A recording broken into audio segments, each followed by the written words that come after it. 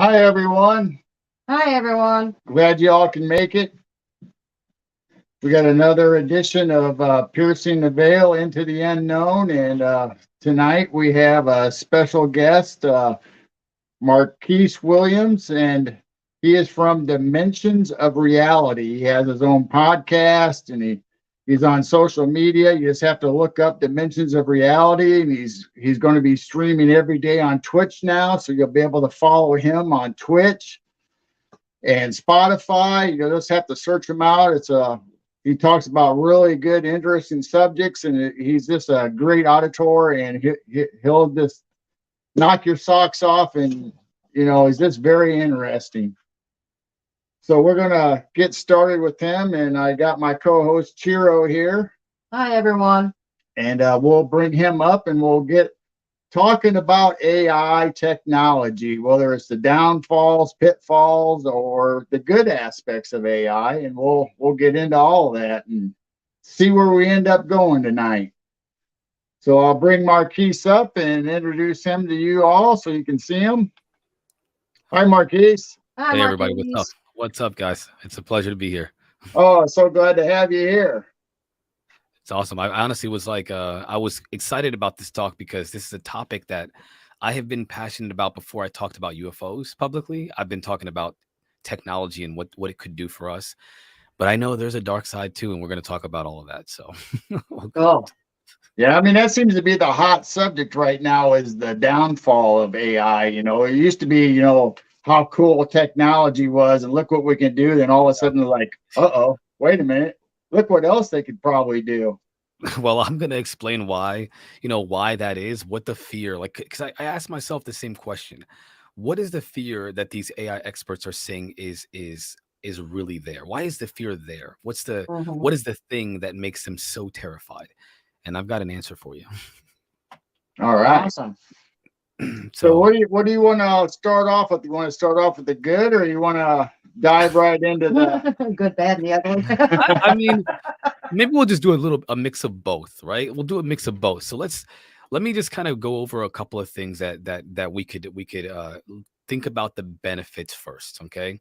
And then we can from there talk about the obvious downfall, because once we have an established understanding of what sections of society they can improve, we can then naturally think about how it can also be destructive or be really bad. But let's just talk about the good stuff. So the first thing is healthcare, right? The healthcare, it involves with AI. What AI is, first of all, is just a set of complex algorithms, which are just instructions. Do this, do that, then do this, do that. And there are parameters that help add complexity to an algorithm so that you can do more things with them. So scientists have said that, for example, the human being, a DNA, the way that we work, we are like built off of a very complex algorithm, and that's been made through the DNA, or deoxyribonucleic acid, the thing that makes you and carries on the traits and characteristics of you physically and sometimes even mentally. But that's what AI is like. The instructions, the DNA of AI is the algorithm. Now, the interesting thing about the DNA of an AI is that the algorithm can be completely different in every different way. Like if Joe Schmo creates an AI, he can have a completely different set of DNA, instructions than Susie Q, right? So it's important that what these experts are trying to do is create a standard for how people create AI, how they make the algorithms that make AI. Because what you don't want is what's been called, they call like a paperclip experiment. And that's where they tell an AI, hey, listen, I want you to build as many paperclips as you can, the fastest way you can. And then somehow the AI misinterprets that and destroys the whole human race to create paperclips. It's like, what? And I thought, why would it do that? Because the most efficient way to do that is to destroy the human race. And so you might tell it to do something simple that benefits you in a small way, and the next thing you know, it just ends life in as we know it, and that's not a good thing. So we don't want that. Right. So that's the fear. That's where the fear comes into play. You talked about medical, and we've always watched, all these sci-fi movies, and they always, most of them anymore all have med beds in them. And, I consider that, a part of AI, obviously, because the way it's programmed, and it knows how, to read the DNA of humans and repair them and rejuvenate the cells. Well, think about this, like your memory, even the beginning of this conversation, I don't remember what I just said. I can redo it if you wanted me to, but like, do I remember every word that I used? Absolutely not. Most people don't remember every word they used in the last 15 seconds, let alone what they said 10 years ago. But what AI does is it's able to remember, I can't even, an incalculable amount of information, depending on, the hardware that you're using for this AI, and it can remember it perfectly, and it could rearrange it and change it and output it at will perfectly every single time. We can't do that. Just like using its cell phone to calculate something, it's going to be right every time. It doesn't make mistakes. But even a mathematician makes mistakes from time to time, even the greatest mathematician.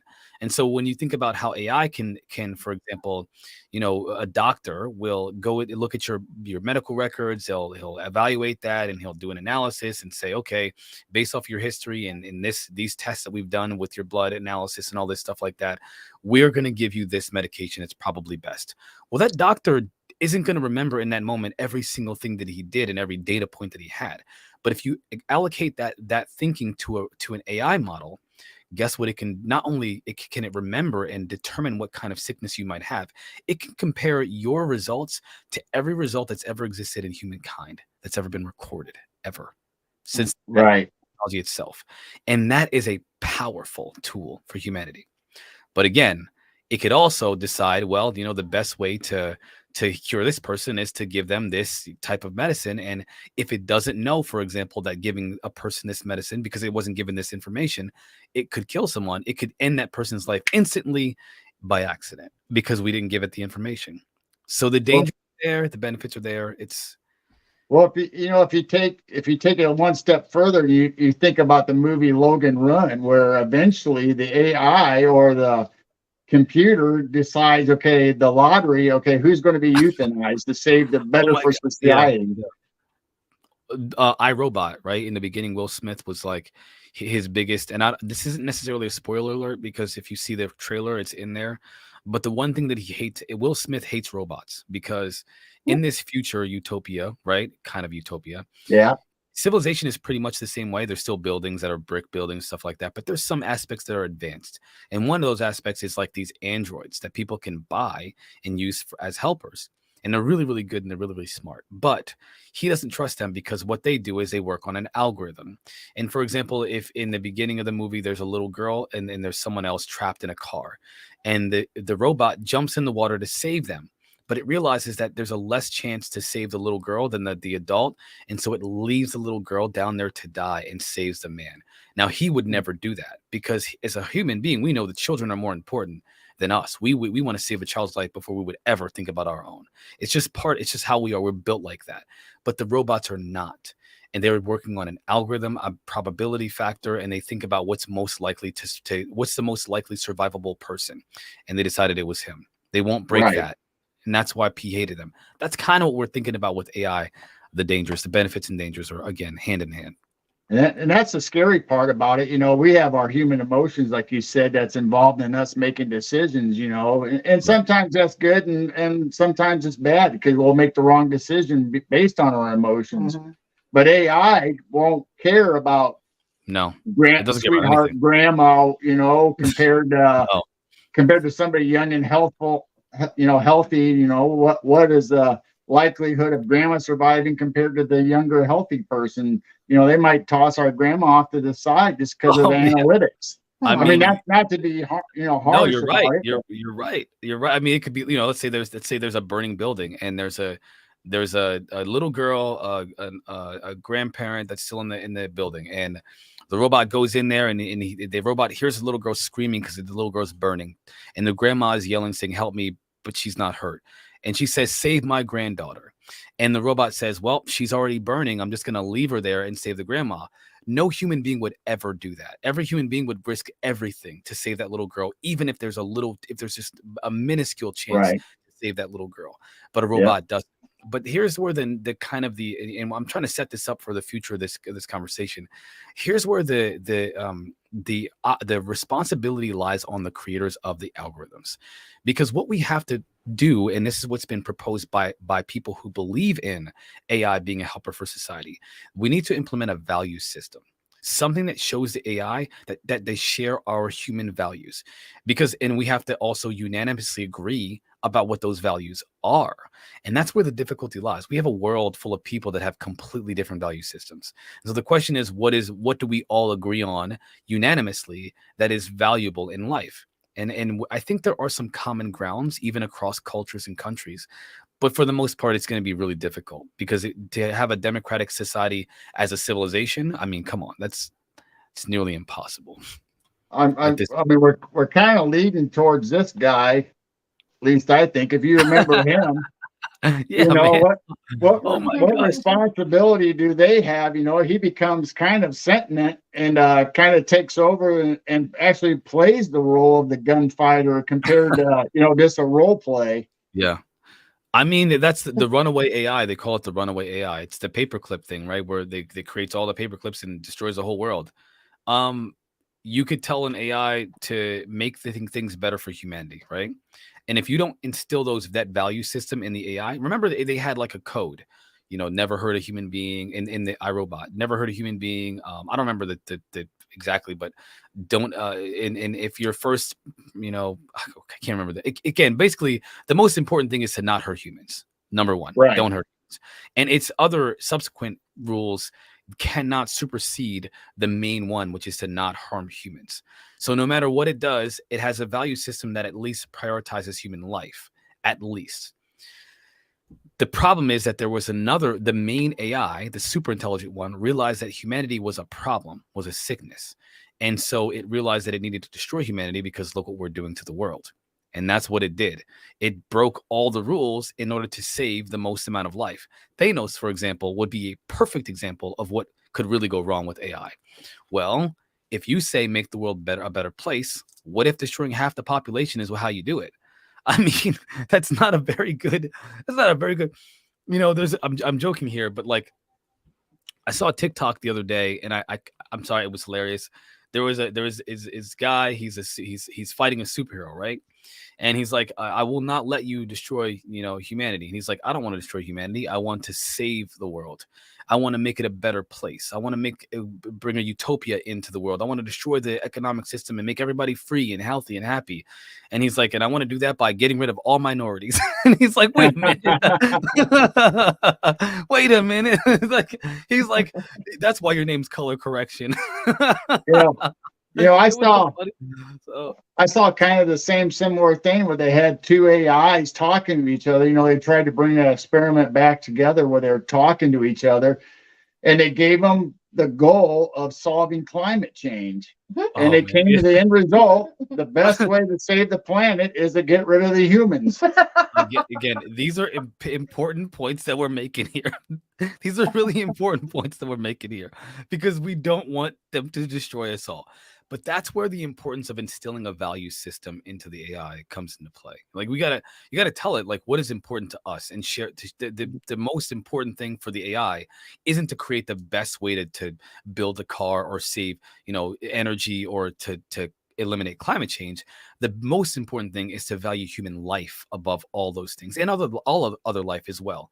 Because what we want it to do is to work in the benefit of humanity, not just do what's best, you know, statistically. I mean, that's what we can talk about human beings that feel that way. There are humans in this world who have, and I won't mention their names, but at one point thought that eliminating an entire portion of the population is the best way to bring in a better world. There are people today that still believe that.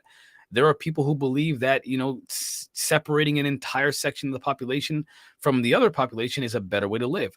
We used to have that with Jim Crow and all these other laws and stuff like that. So like those are things that were implemented by human beings. Well, today things are much different. So I think that today we recognize that there's a unanimous understanding that human beings have value intrinsically. No matter who you are, where you're from, what you look like, you have value, and that's what's important. I think we need to instill those values that we have for ourselves into the AI, and so nothing can go. I mean, not nothing, but it's less likely for those things to happen. Well, the other thing is, though, you got to be careful who's instilling those values. I mean, you know, you don't want somebody that has evil in their heart, okay, well, it's okay to kill these people or help these people, but forget about that group. I Yeah. mean, we don't want some evil genius up there creating the algorithm for everything. And that's actually a brilliant point that you just made. That's actually a really, the problem about all this, honestly, is the people making the AI. That's the problem. You're 100%. We're not making the AI. Somebody else is. Some billionaire, some millionaire, some tech genius making the algorithm. Yeah. So what's their agenda? Yeah. What's their mindset? Well, recently there was a Congress did a conversation with the Sam, I can't remember his last name, but the guy who's like one of the CEOs of OpenAI, ChatGPT, and he begged them to regulate AI. He begged them, and he said that he would happily help them regulate AI, because what's happening is that ChatGPT, OpenAI, OpenAI, the company is OpenAI, by the way. They are working on this LLM. It's a large language model. Phenomenal stuff, by the way. And what the LLM does is you just feed it information. You feed it data. All the books, all the text, all the medical journals, all the scientific writings, everything that's ever the library of everything, right? Feed it all this information. Teach it the grammatical rules and stuff like that. Everything you can possibly imagine, feed it all that, and then allow it to learn how to respond to questions that we have about that data. And so that's what an LLM is. And what's happening is you can ask it, for example, how do I build a nuclear bomb? And if the information is in there, it will give it to you. Well, they're trying to find a way to not allow it to give those kinds of answers, because obviously it's dangerous, man. I mean, you could build me a biological weapon against my neighbor because I don't like him, and make it undetectable so I can't get caught, and tell me how I can do it without getting caught. That's a dangerous game, man.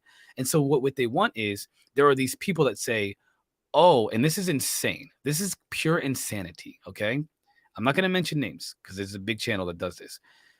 Just let it all be free. Let everybody ask any question, do whatever they want, talk about whatever they want to. Freedom of everything is the best way to be. Do you have a neighbor who you feel like should probably be in a mental institution right now? Do you want to give them the power to be able to do anything they want to do? I think we all have a neighbor like that. Yeah, that brings me up to my next picture.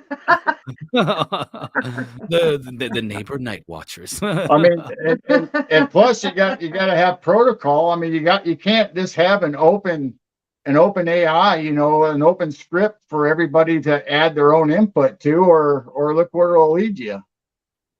Yeah, I mean, it's dangerous. There are a lot of dangers, and honestly, the dangers are real. The problem is the potential is, we're talking utopia. We're talking utopia in years, like 2 years, not a decade, not 20 years. You could create an entire utopia in 2 years using AI right now, today. The problem is that if you were to do that, then first of all, society's not ready for a better world. They're just not. People love the way that things are right now. They're used to it. You can't do that in one generation. You need to slowly change society through generations, or at least over a long period of time, because if you do that abruptly, people will not be ready, and it could disrupt everything, including society as it could become complete chaos. So there's a lot to consider.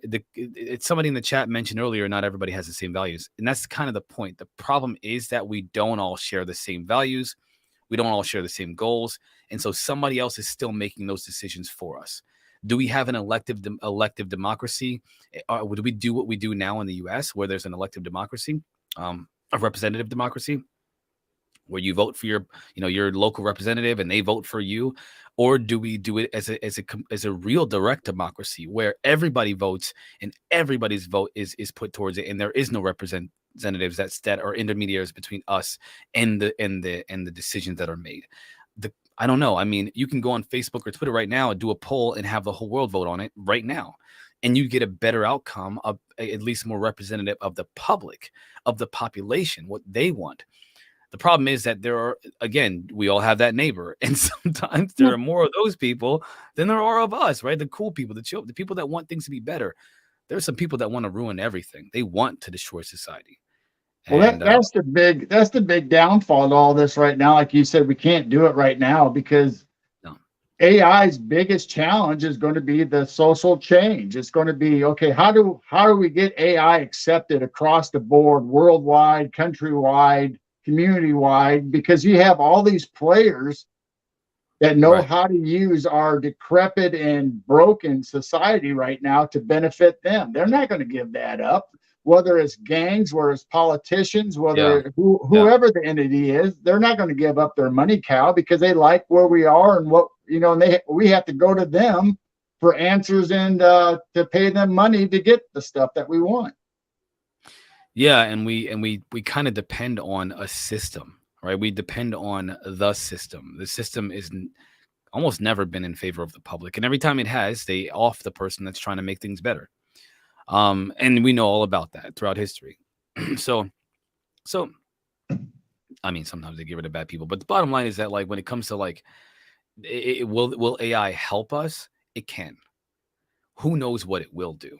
The question is, what will the people that are designing this technology use it for? Now, Sam, he talks about these other companies, AI companies that are doing the whole freedom of thought, freedom of all things AI technology. Super dangerous. Super, super dangerous. Imagine giving license to every human being that ever existed. Let a 2-year-old drive. Hey, it's a free society. Why are you trying to restrict my freedoms? That is insane.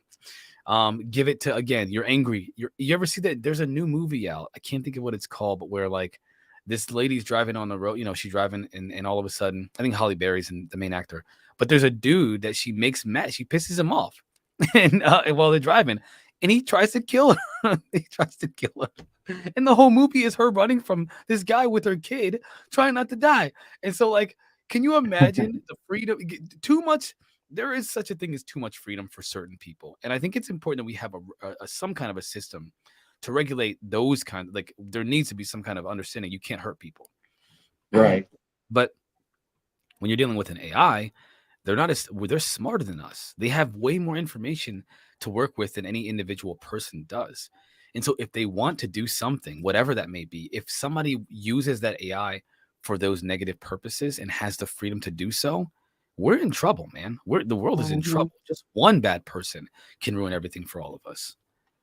Right. And we talked about med beds and the technology and stuff, and that's all a good thing, if you can get cured and stuff. But what about what we have right now, where we have assisted robots, helping doctors in surgery and stuff, and eventually we're going to get to the point where it's just going to be the robots doing the surgery. So what happens if the system gets corrupted or power outages? You're in the middle of a heart operation and a robot's the only one doing it. That is a good question. So what our reliance on technology is a problem, because when there's no tech, what if a solar flare knocks out all the power in the whole world? What will we do? What will we do? Our refrigerators, our technologies, it's gone. Now, when it comes to medical technology, yeah, they can perform a surgery with complete accuracy on a nano scale, unlike a living doctor can. But there still needs to be human doctors that are involved in the process. I think that there's a remedy to that. I cannot imagine a society where we rely solely on AI and robotics to do these things. I can imagine a society where we mostly rely on AI and robotics to do these things. And that would really free people up and make a better society in general. But again, to your point, what happens when all that fails? A solar flare, something. See, because in my mind, I think, okay, we're going to lead to that picture I just showed, where it's going to be all robotic, all AI doing the surgeries and all that. But then when you do have a failure, eventually, are we going to have any live doctors that actually knows how to perform those operations anymore? I could not imagine them not requiring that a doctor knows that stuff. And another thing is, by the way, learning, there could be more doctors. If you give people this, ChatGPT is an excellent and powerful learning tool. If you want to learn about a topic, talk to ChatGPT. It's like a tutor, like a personal tutor. It teaches you anything you want to know. And in the world, Bing now has Bing's AI can search for relevant and current topics about anything that you want to learn about. And so there is a communicative and a really powerful tool that lies in AI. It's just about regulating how the AI models are designed. Like, we got to start from the beginning, the factory, right? Where does it begin? What is its directive? Because we're using it as a consumer, but we don't really know how these things work and what's the algorithms behind them. That needs to be regulated. That process, not us. We don't need to be regulated. They need to regulate the AI, because people need the freedom to make stupid decisions, but they also need the regulations to stop them from making too stupid decisions. You understand? Like, you don't want to force people to not do things. You want to make it difficult for them to not do harmful things. So they still feel free and have that autonomy, but are not capable of hurting people if they want to. Yep. I mean, we've talked about, me and you personally, on Messenger or whatever, we've always talked about, the robots and, the amazing stuff they can do and stuff, and they're obviously starting to get them in construction and, day-to-day Factories. stuff, and here recently, probably maybe 3 or 4 months ago, the New York police department hired some Boston Dynamic dogs. I have a picture of that, where they're going to have these things out helping go into bomb threats or dangerous situations they might not want the police to go to. But once again, my question is, what happens when this gets an error in its programming, or maybe it doesn't make the right decision? Maybe it takes it upon itself to chase down somebody compared to what the police are programming it to do. So let's do a positive negative here with this one. The positive is that if you're a person that supports police officers and respects what they do, which most people do, right? Not everything that anybody does is perfect. Not anything anybody does is perfect. But when it comes to people that put their life on the line, literally, military members, police officers, you got to have a certain level of respect for that. We would like to make their jobs safer. We want somebody to protect us when we need them, but we want to make it so that they feel safe. One of the biggest problems, and it's as you can't tell, I'm a melanated guy, is like the African American community's fear of police brutality. Well, imagine they're afraid, they're scared, right? There's a lot of times when cops do, it's because they're afraid of the environment, like Chicago. They're in Chicago and they harm someone because they're scared that they might get harmed too. That's a human reaction, man. That's human. Mm-hmm. You'd be scared too. You're not gonna like, I've never seen this guy before, but all right, well, I'm in Chicago. You might as well be nice anyway. We're not idiots. So we'd be scared. We're gonna cross the street. We're gonna run. We're gonna hide. When you're a police officer, you got to be aware. You're trying to stop crime. You're trying to prevent these things, harmful things from happening. And you got to profile. And then when you're in an area where the profile is dangerous, you're going to be scared of people. Imagine eliminating that fear. And if you could eliminate that fear, man, you're alleviating a massive problem that people have in society now, specifically that portion of population. And at the same time, you're helping police officers do their job safer. I think it's a win-win. However, to your point, what happens if the robot gets a glitch? Some hacker, some genius AI hacker hacks into the programming and says, it's changed your directive from, capturing bad guys, now capture the police. We got a problem. There are things called redundancies, and the redundancies are, if the program does this, for example, if there's a hack or whatever, self-destruct, turn off. There's like a mechanism that it just like boom. Or no matter what happens, no matter what the AI dog does, the police officer has a button it can press that shuts the dog down right away. I think that's again easy way to get rid of that problem, but it is a concern.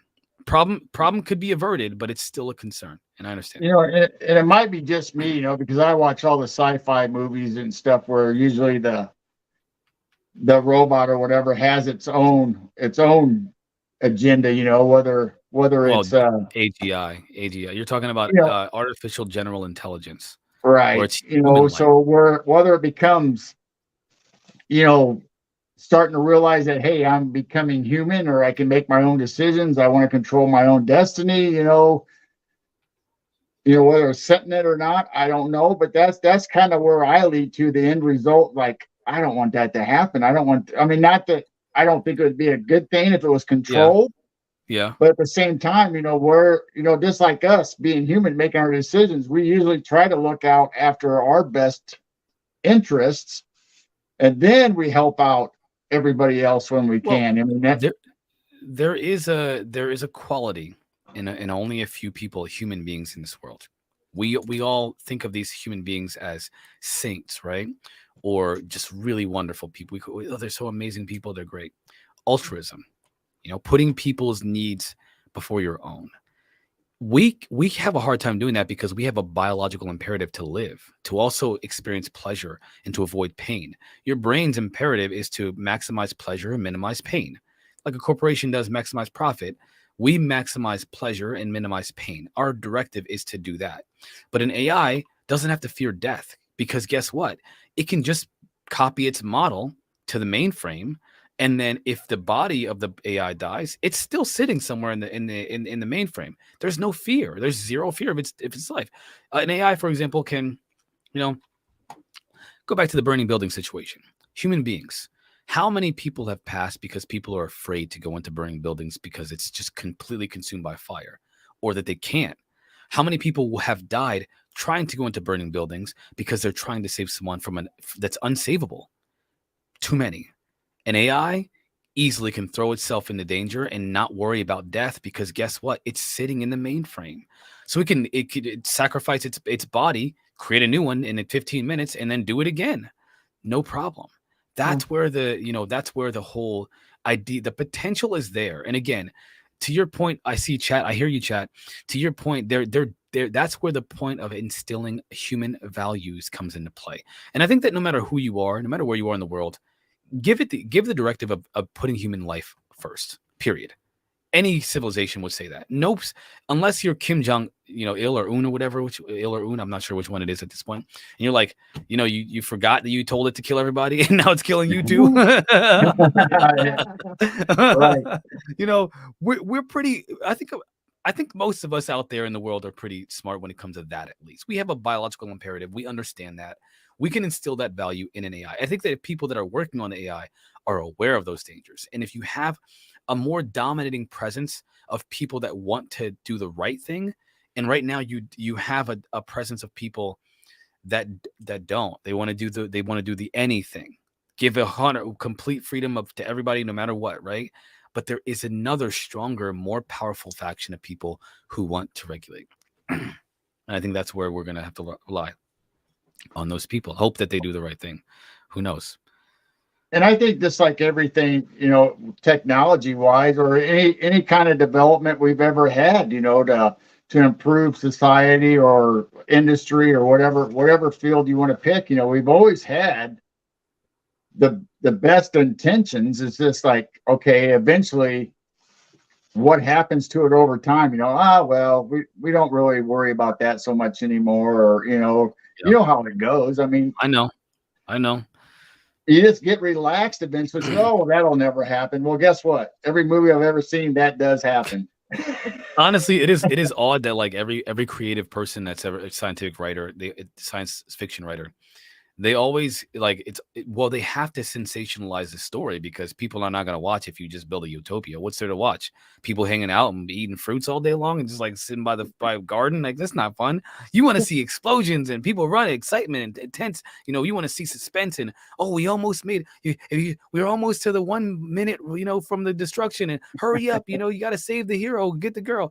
We don't want to see people just lounging around, hanging out and enjoying their life. That's not fun. So I think that when it comes to movies, there's a reason why even like in the UFO field, they always put this whole like aliens are gonna kill us all. If you were to go, it's always destruction. The world, the day the earth stood still, War of the Worlds, Battlefield LA. It's all just kill all humans. It's all about that. But the reality is that's not what they're doing. I mean, there's no aliens coming down here eating people, and not that I know of anyway. And so I think we have to look at these things from what's actually happening, what people are actually using this for. No one's been killed except for by Tesla's cars by AI, in a systematic way is what I mean. There will always be accidents, but like if an AI is carrying a lever and something happens that's physically just inevitable and someone gets hurt because of it, that's an inevitability. But imagine this. You assign AI to self-driving cars, and there's 15 accidents a year. 15 people have to die every single year. Some of those are families. What kind of argument can you make to that versus what's happening today? Mhm. Thousands of people every single month die from car crashes. You know, I think that that the alternative is better. I think that the idea of there being a completely autonomous driving force, where not just people who can afford a car get transportation, but everyone gets transportation to your job, to your friend's house, to your family's house, all the time, anytime, more energy efficient, and almost zero chance of you being hurt. I think that's a better world. And so that's where my mind goes. I'm not saying that there isn't a danger. That would be ridiculous to not consider the dangers.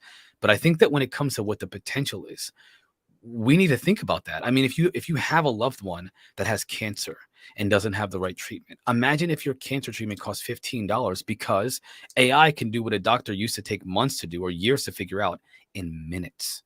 That is the potential of AI.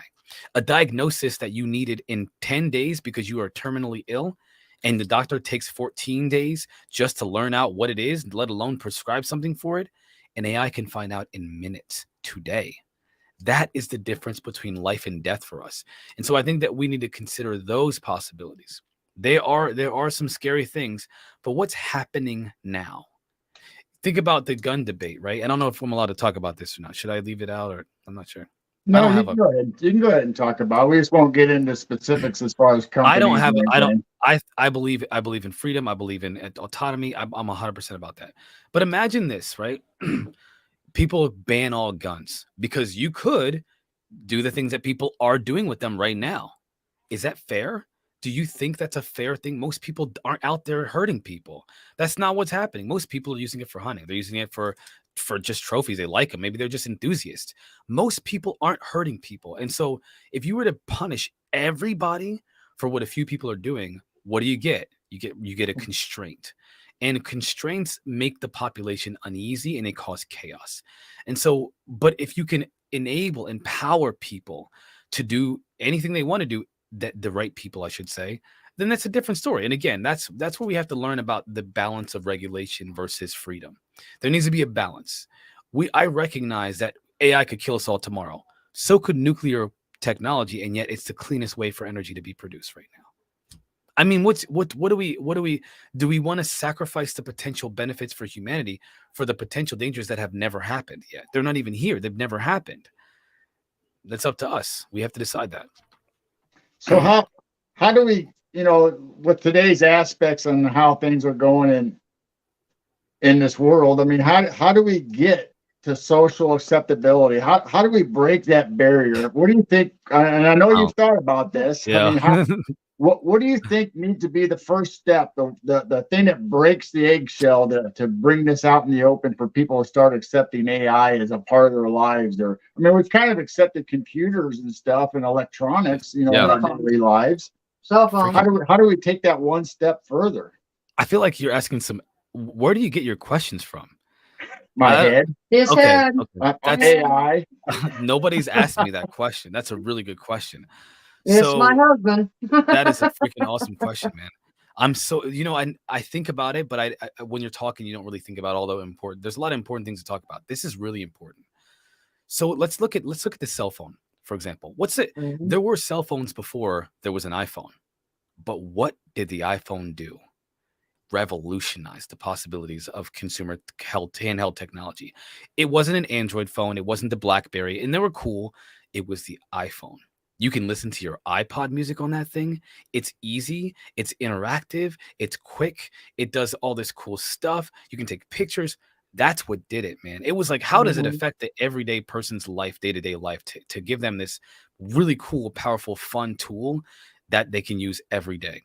It was the iPhone.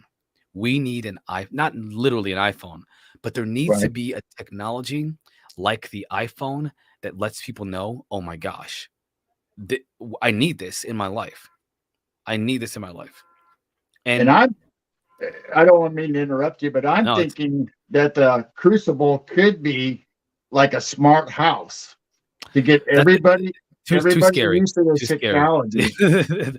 Too scary. So the smart house situation is smart houses, robots. These things are too scary. We need something that we can beat up. Like we need to there's there's this there's this joke that I can't remember. I think it was the Apple, the Apple computer had needed a handle. It used to have a handle. And the reason it had a handle was because Steve Jobs said you need to be able to throw it. Don't trust a computer that you can't throw, right? That's literally why he did that. I'm not. That was a thing, and that's a joke. The Elon Musk, he had his Tesla bot, right? The joke that he made is you can easily beat this thing up. We need something that we can beat up. Like it can't be able to overpower us. We're afraid of people are afraid of intelligence. Period.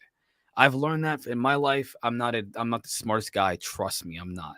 But when people perceive you as intelligent, it scares them because they feel like when you talk to them that you're talking down to them or that they're not good. Like it's like being a really big, strong, muscular dude. Some people are afraid of those guys, but those guys are just people. They're human beings too. They have emotions. They have feelings. They want to be loved. They're not robots. They're people. And so when it comes to this AI, we need to humanize it. What can this do that we can feel like it's going to help us? And it's not robots. I don't think that's gonna be the thing. I think it needs to be something smaller, something that's consumer focused, and something that really changes the game. Now, Bing AI and ChatGPT, by the way, they are massive successes. The idea, you can write a paper with that. You can go to your school. You pay for a tutor, you pay for a teacher to tutor you. You can do that for free. You want an assistant, you got it in ChatGPT. You need 5 assistants, you got it in ChatGPT. You want to train that assistant to your specific model of business, you got ChatGPT. You want to start a business, you got ChatGPT. No kidding. It is the thing, man. It is one of the things. It hasn't hit enough people because you have to go to the online. There's an app for it, but it's not as beautiful. The user interface isn't beautiful. It needs to hit the consumer in a way that the iPhone did. And although the idea and the possibility has hit the consumer that way, it hasn't made it into the consumer's hands that way yet. But I guarantee you that ChatGPT is going to be the thing that brings the next thing. So, I said smart house, but maybe I should have said technology in a house, whether it's like, Alexis or Siri or some kind of gadget. Augmented reality. I can tell you right now, it's so smart AI, artificial intelligence, mixed reality. That's where it's at. So let me tell you what I think personally is going to be the thing. This year, next month, stay tuned. Apple is going to announce their mixed reality or virtual reality headset. We'll see what it does. I have high hopes because Apple has a beautiful product launch all the time, but we will see. Imagine this pair of glasses you put on. You sit down, you look up, and you have a 100, 200-inch screen where you can watch your favorite TV series, and only you can hear it. Somebody calls you, you tap on the headset, and you answer the phone call while you're watching TV. You sit up, you go to the kitchen because you're hungry, you have a pass-through mode. You have that screen floating in your peripheral vision. You can look at it when you're walking down the stairs. It's not in front of you, so it's not blocking your vision, but you can watch TV as if it's on your wall or hovering in your space. Somebody texts you. It pops up into your field of view. You can respond to that text message by saying respond or text back, or it'll ask you, do you want to respond? You say yes or no, and you speak your response. You're at a grocery store and you meet someone who speaks Spanish in front of you, and they're talking and they're laughing and looking at you, and you're like, what are they talking about? Your AI translate that Spanish to you in English. Right. That is the thing. That's the thing. Yeah, because they tried to break that out kind of with Google Glasses, but it wasn't a very big success. Terrible. It was horrible technology. Some people liked it, but it was really expensive, and not your average person could do it. And it was, like you said, it was intrusive in front of your eyes instead of like what you're talking about, where you can have them off to the side if you want and bring them up anytime. Yep. So I play around with augmented reality now, and it's phenomenal. I have a headset. It looks like this. This is the headset. So they look like sunglasses, right? But they connect to my cell phone, and I can, I keyboard, mouse, or just like use my phone to navigate. have the things hovering in my space. I can watch Netflix, watch movies, watch YouTube videos, interviews. I can do documentaries, whatever I want to do. I can do those things pretty much there. Also, my kids are watching cartoons. I don't want to watch cartoons all day long. I got research to do, but I want to be around my kids. Guess what? Put those on, get my keyboard and mouse. I can do my work right here. And it's a big 200-inch screen right in front of me that I can do my work right with while I'm sitting hanging out with my kids, talking to them, joking with them while I'm doing my work. That is the power. But it's not consumer. I don't think it's more of an enthusiast thing for me at this point in this form factor. It's when you can put them on like this and you can carry them around and you don't need any wires and stuff like that. That's what we're looking at in 5 years if we survive. So, and another question I have, or thought that I've already thought about this, that I would like to have glasses like that or something that will alter my vision so I can see into the paranormal or what's actually going on dimensionally around me. And I would think AI and some kind of glasses or eyewear would be able to adjust my wavelengths coming to me that I could see. Oh yeah, can AI see in different dimensions? So, well, think about this, right? The radio waves around us. I talk about this a lot. The Wi-Fi, it's an entirely different dimension that's all around. It carries all this information like a world of its own. Microorganisms, completely different dimension. Quantum, the quantum realm, totally different dimension. There's a lot of ways to look at dimensions, right? And they're all around us. There's all kinds of different dimensions all around us that we don't perceive them, but we can experience them in some way. There is an effect. Like, for example, how hauntings and ghosts, and I think Bigfoot might be interdimensional at this point. But like all these different phenomena are just outside of human perception, but we still can experience something about them, right? If you had a pair of glasses that at some point could do that, I think that the government would be like, do not allow the public to see that. Yeah, right. It will not be a consumer product because think about the abduction phenomena, right? Or the experiencer phenomena. Not everybody says it's pleasant. Most people say they're scared, right? Imagine if you could bring it on yourself because you can tap into the frequency that those beings are and you can see them all around and they're freaking everywhere.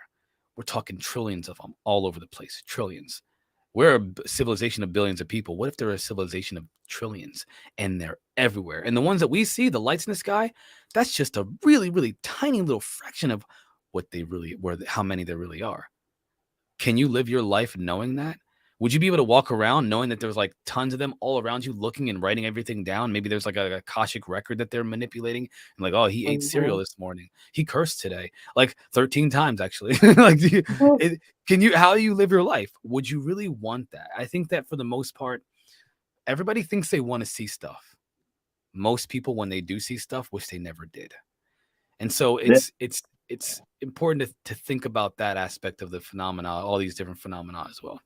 And then can you forget what you saw? Can you go back to normal reality knowing that that's out there? Right. You can go crazy. There are people who are in mental institutions right now because they're psychic and nobody understands what they just think they're crazy.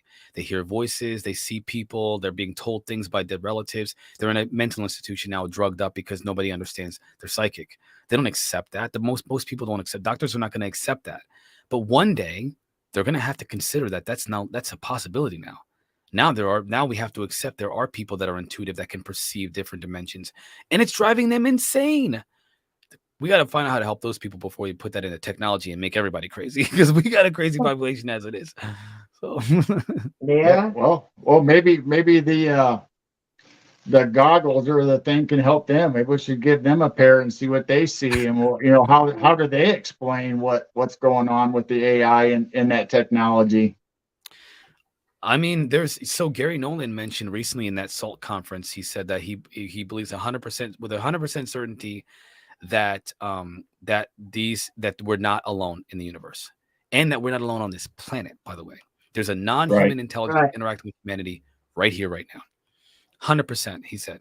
Stanford professor of immunology, one of the leading immunologists in the world, said this, okay? Working on metamaterial from crash retrievals with Jacques Vallée, by the way, not a small thing to note.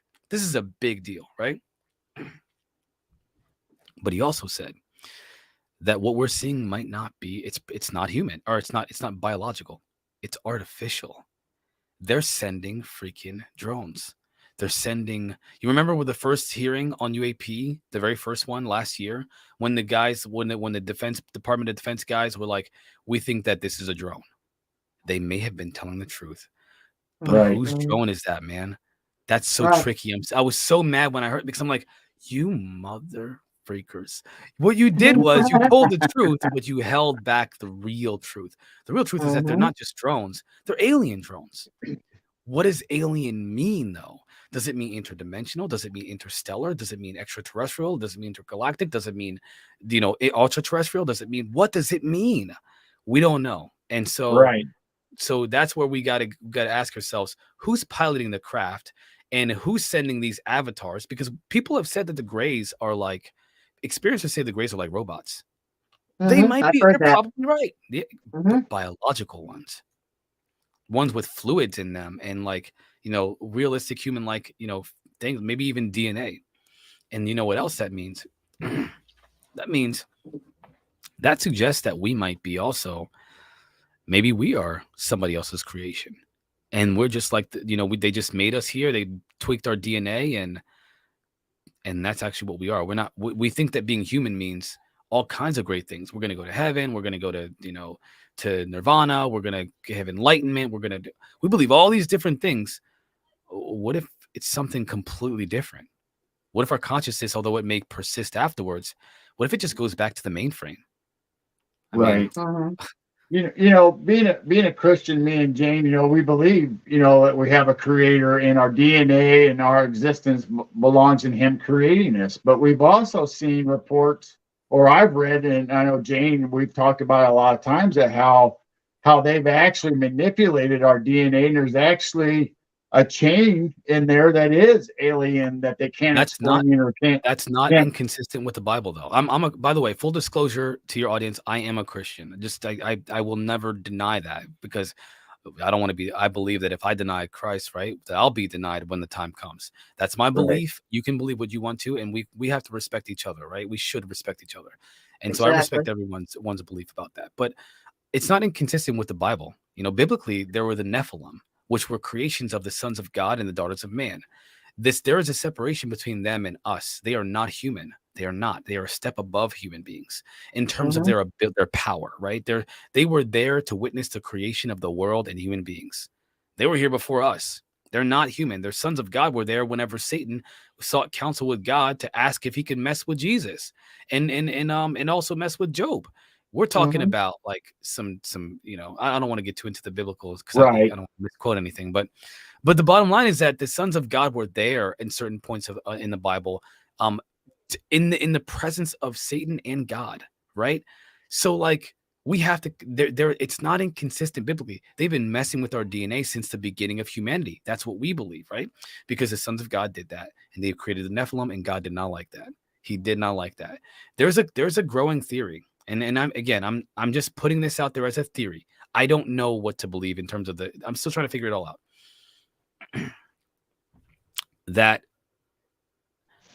there is a war between these beings that are interacting with humanity and something else, a greater God, so to speak. And this greater God does not like what these things are doing here on this planet. Doesn't like it at all. And they're trying to do everything they can to mess with our DNA, to mess with human population, to create chaos, to push as much chaos as possible. Why is the world so bad? We always ask. Everybody in the world asks, what's going on out here? Do you think that you would make the world a worse place if you had a choice? Then why is the world such a bad place? Well, the Bible says somebody is actually influencing the negative things that are happening on this planet. He's called Satan. And he has a host of angels and other beings, right, to help him. What if that's what this phenomena is? Maybe not demons or Satan, but like something that's being controlled by a God that doesn't want, and I say God in small g, that wants to mess with human beings against the will of another God. That's actually a theory that's being proposed by UFO researchers. Peter Levente, you got to read Peter Levente's work, man. There's some really interesting stuff in the book series, God's Man in War, the Secret Machines book. It's freaking interesting. And the war one hasn't come out yet.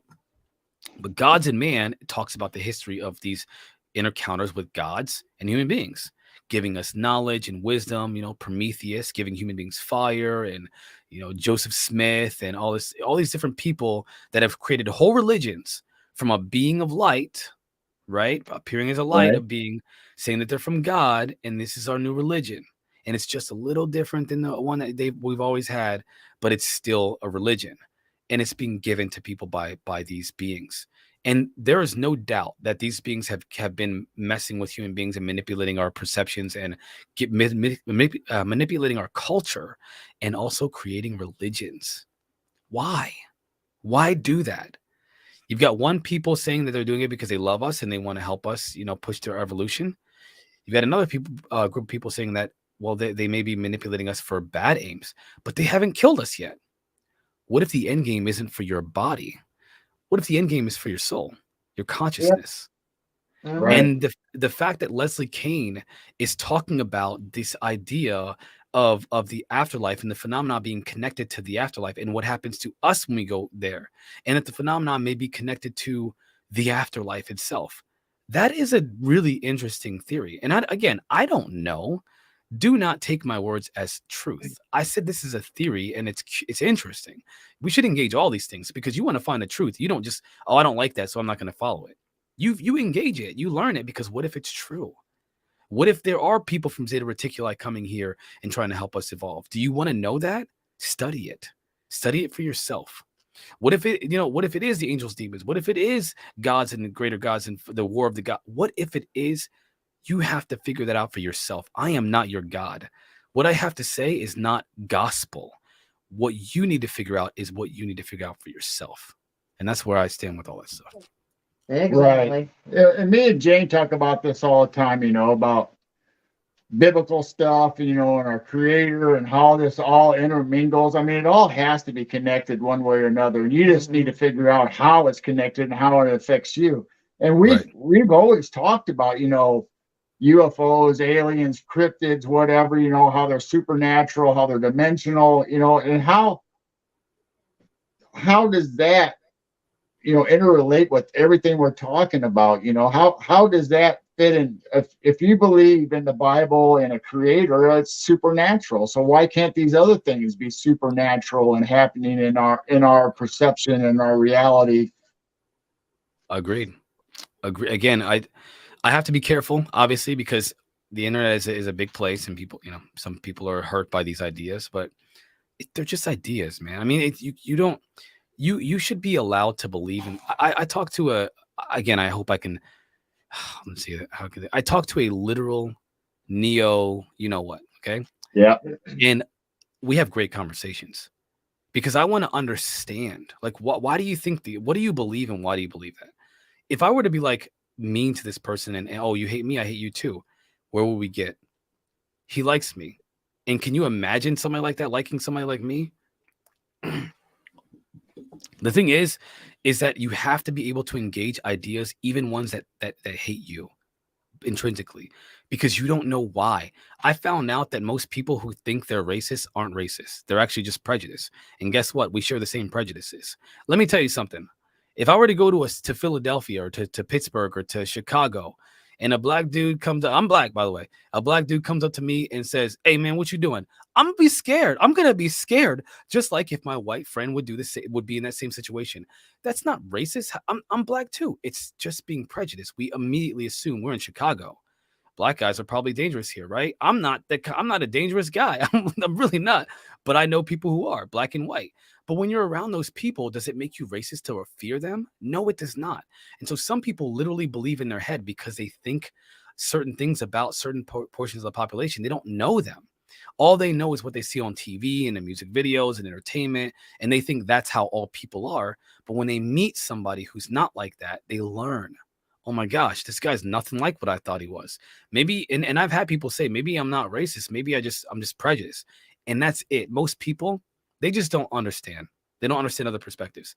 The key to unity among all human beings is accepting everybody's belief and thoughts and ideas and trying to understand where people come from. It's having empathy. Having empathy. That's it, man. It's the key. I agree. And that's a sad thing, and I've learned this in my own life. I've learned this from other people that, you're raised by your parents or the people around you. And if they are bigoted or if they are racist or they have this a set Yeah. value on one thing, Yeah. you never venture out those parameters. You don't know how people are or like how nice Marquise is. I could just look at you for skin color value and judge you right away. And that's sad in this world that people don't look outside those things. And sometimes it's no fault of their own. They were taught that way from birth all the way to they were on their own, so they don't know to look outside the boundaries and take people for face value. How they treat them or how I treat you. That's how you get along in this world. You also have to remember somebody loves that person. Like there's unless you're literally, I don't think anybody loved Hitler. I don't even know if he had loved ones, but there are people that regular people. Somebody loves them, like there was a gosh, I can't think of his name. There's a guy who I met once. He was cordial with me, but he ultimately didn't like me, and he made some racial comments to a coworker of mine, and she was shocked. She said, I can't believe it because he's always been nice. He goes to church with me. He's the nicest guy I've ever met. And I said, do you know what that means? He just doesn't understand. Because in his mind, he sees me for just like his upbringing taught him and in TV and all that stuff. This is how these people are. He doesn't know. It's not his fault. And I know ignorance is not always a choice. Sometimes you just grow up that way. And the older you get, the easier it is to fall into your own ignorance. I know this because there are things that I've been ignorant about that I had to learn. And I'm still learning to this day. And I think I always will. I think I'll die learning stuff. Unless you're God. Is anybody in the chat God? Because I don't think it's anybody, like nobody's God. We all improve and learn and grow. And we are all in this together. And so when you see someone who doesn't agree with you and has really bad and vile ideas, don't be mean to that person. That you're just encouraging them to continue to be mean. You want to give them a chance to speak. Let them tell you why. And don't be hurt by it. Listen. Ask questions. Find out why. What's really going on here, man? I had a friend, totally racist guy. All right, listen, seriously.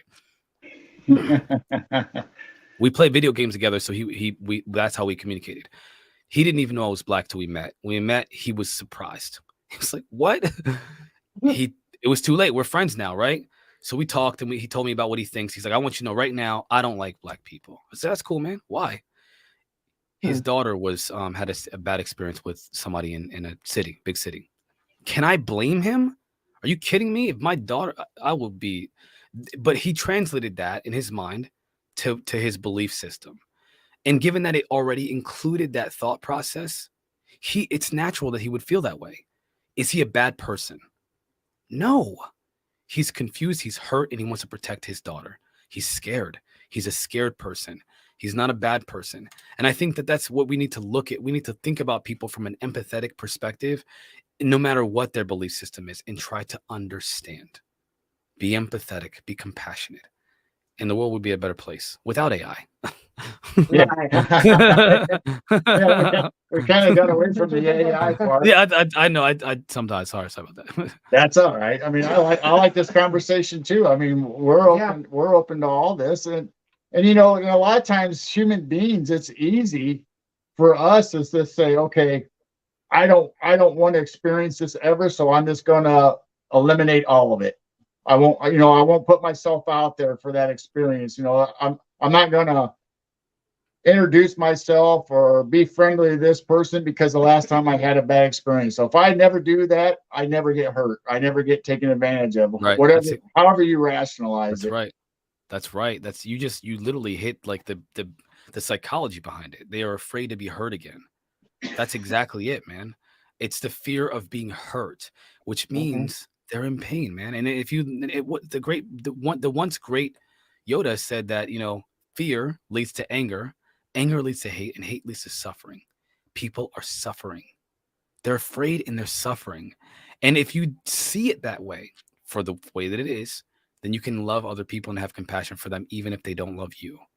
Maybe one day they will, once they see who you really are inside, and once they see that they can be safe around you, they won't be afraid. And if they're not afraid, how can they hate you?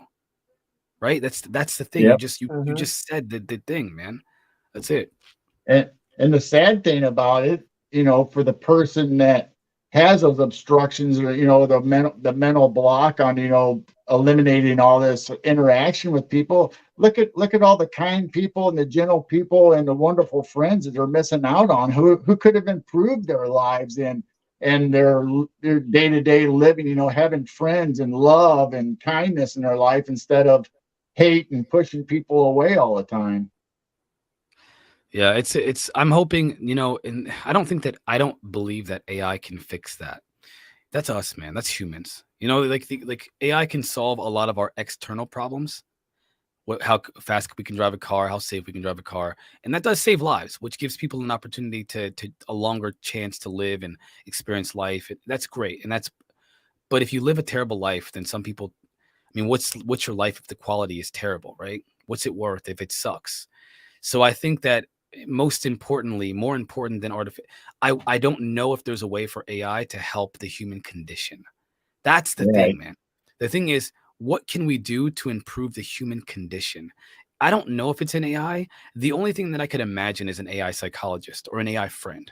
You ever see there's some dangers to that, very big dangers to that.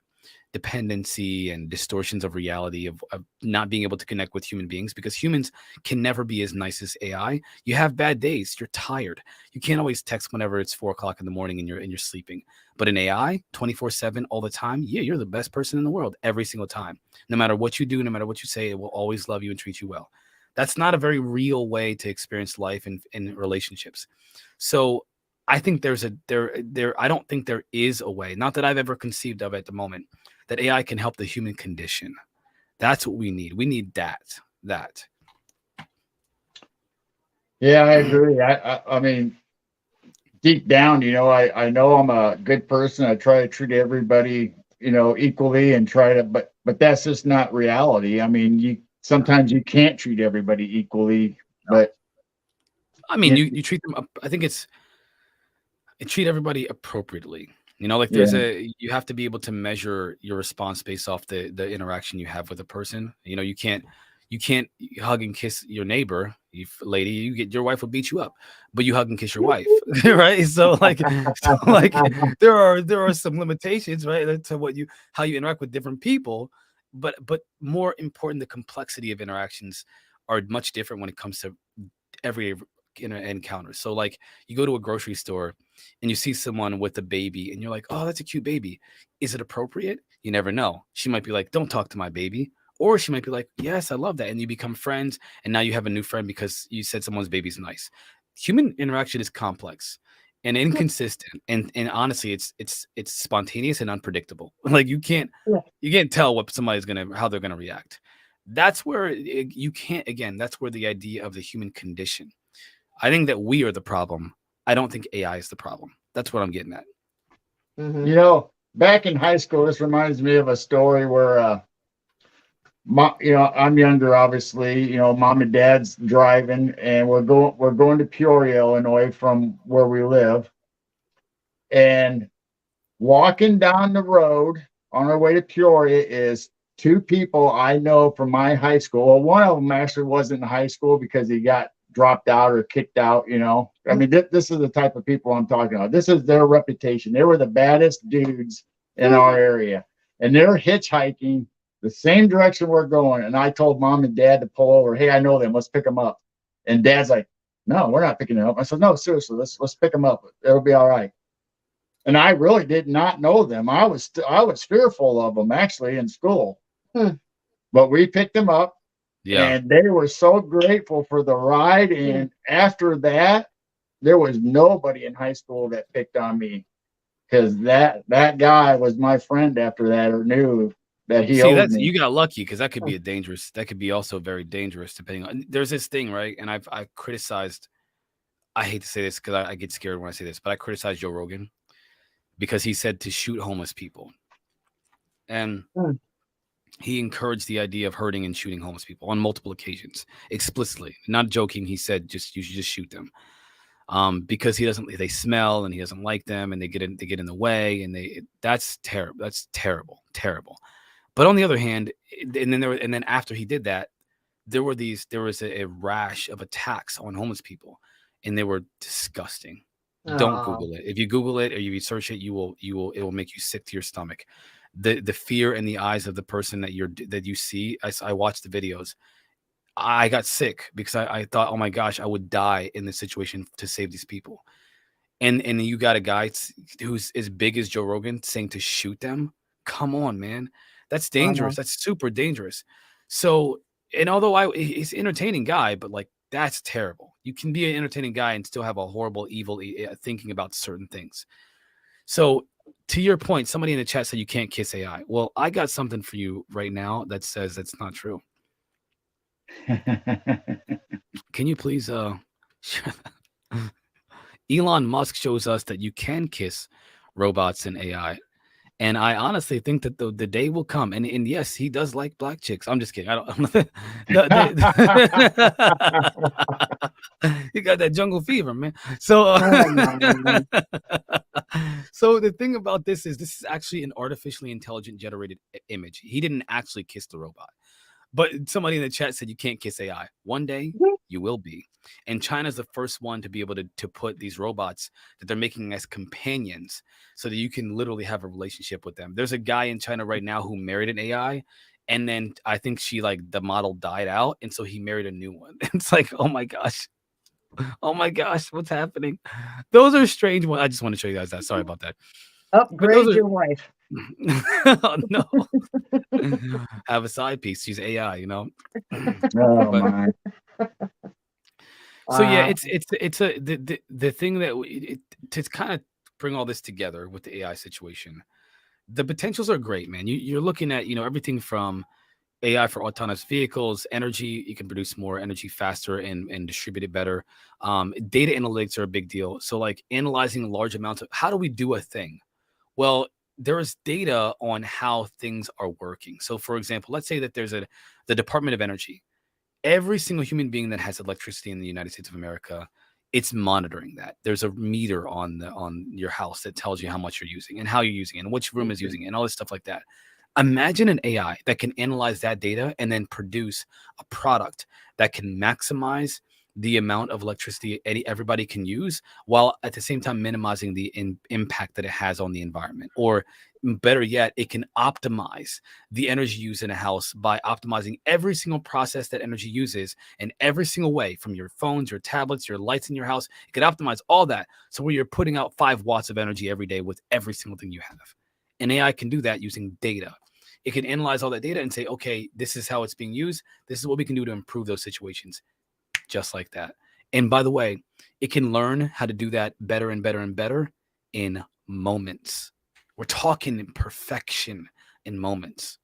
Not literal, obviously, nothing's perfect. But that's the potential for AI, aside from diagnosing medical illnesses. Everything, finance, I think my most important thing is consumer technology. So you mentioned smart homes. Again, you go in your house, your AI says, "Hey, you're dehydrated. You need to drink water right now. Hey, your sugar is low. You got to take your insulin right now. Hey, by the way, I see that in your eyes, you look like you have a little bit of this kind of illness now. What did you do before you got here? Oh, you were at the facility and there was a leak somewhere. You have this condition. You need to go to the ER right now and get this treatment." And then it can send that message to your doctor, and boom, your doctor has it. When you get there, they're like, "Hey, we got the medicine for you. 5 minutes in and out. You're back home, and whatever you could have died from, you're cured from instantly." That's the power of AI. That is the power of AI. We're talking utopia. I don't think we'll ever get there, though. I think we're going to destroy ourselves before that ever happens. Right. See, when we mentioned this in the beginning, we were talking about the utopia, what AI can do for us, and I brought up the smart home, but I picture a world where AI, say, takes over the flight, radar and the towers, and able to communicate with the planes and be able to steer everybody perfectly and have them in line to land and take off and no crashes. And the same way with shipping, the same way with railroads, the same way with our electricity, the same way with our sewer systems and our food products, that they, develop all our food and teach us how to treat our soil and grow our food perfectly all over the world for everybody. I mean, that's what I think AI can do for us. Oh, absolutely. And again, it could do those things efficiently and it could learn. We learn, let's say it takes you 10 years to become a doctor. And then your son, it'll take them 10 years to be a doctor. And his daughter, it takes her 10 years to be a doctor. Imagine an AI that becomes a doctor in 4 years, and then its son becomes a doctor in 15 minutes, and then its son becomes a doctor in seconds. And then everybody afterwards is just a doctor at birth. It just becomes a doctor instantly. That's the power of AI. So people in the chat, for all of you who are saying, I've made up my decision, I've become an AI, bot overlord. Listen carefully. I accept those criticisms 100% because I do have a very optimistic thought about this. We need you to be skeptical, by the way. We need people to say, wait, what about this? That needs to happen. But I think we also need to think about what the human impact is. Imagine this. What can happen right now that could end the human race? Forget about AI. What can we do? We could push a button and everything's gone. Mutually assured destruction right now, today. 50 years ago, we could have done that. Maybe not 50, but actually, yeah, 50 years ago. We could have killed every human being and every life on this planet by the press of a button. Why are we not advocating for the elimination of human beings? Why are we not saying that we got to stop humans from killing? We're not doing that, right? And we're not making things better. We're making things worse. But we're afraid of AI that can make things better. And yes, there is the potential, just like there is for humans, but it's less likely it is less likely for AI to do that because of what we can make it do. We can instill those values than it is for us to destroy ourselves. And so what we're doing is we're saying, because it's possible for AI to do this thing, it's not likely, but it's possible. There's a 1% chance. There's an 80% chance that we're going to blow each other up in the next 10 years. What's the difference? Do you want to suffer until we die, or do you want to prosper until and maybe not ever die? Not that we're going to live forever, but I mean, not kill the whole world as a consequence. I think it's important that we think about the pros and cons of human intervention as well. We are doing bad things to this planet. And again, I joked about Kim Jong-un, right? But look what's happening in Russia. I mean, it is not, that's not our business necessarily. It's their problem. It's Ukraine's problem. But we have, they've went in somebody's land and just started slaughtering people and said, this is my land. It's not a good idea.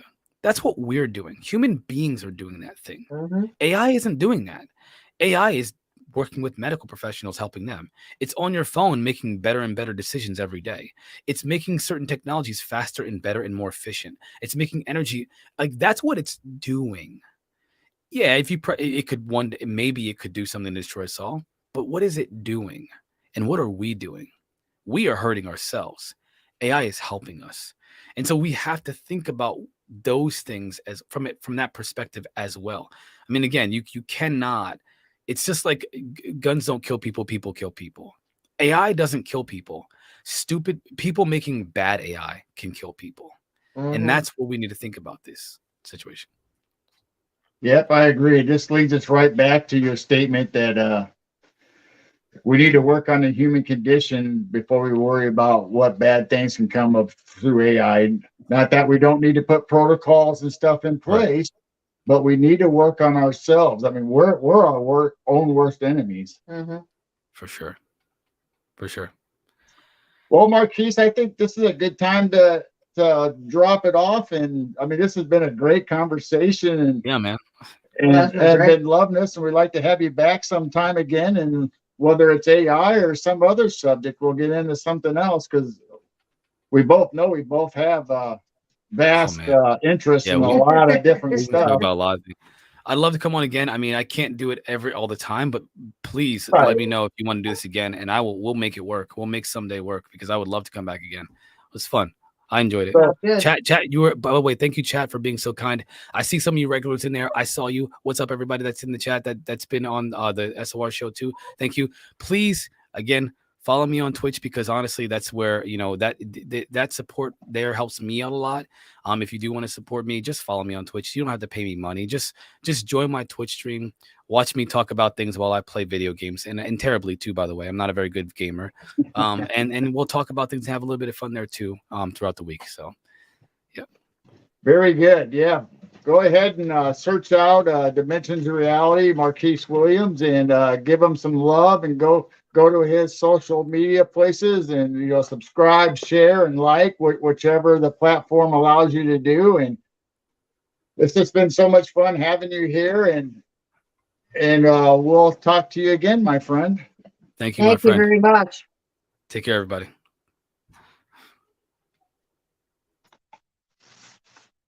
All right, everybody in chat, thank you for showing up. I'm sorry I didn't really get a chance to interact with you very much. This was such an interesting talk with Marquise, and a great subject that we kind of went down some rabbit holes, evidently, but so this has been really fun. And go ahead and go to William Nighthawk's channels and subscribe and like on his, because we're on his platform and sharing out all this on their shows, and they're on our shows, and we have Facebook and YouTube and all the platforms that you can go to. And please go and join Midwest Night Watchers group on Facebook, and follow us there, and send us an email at Midwest Night Watchers Gmail if you have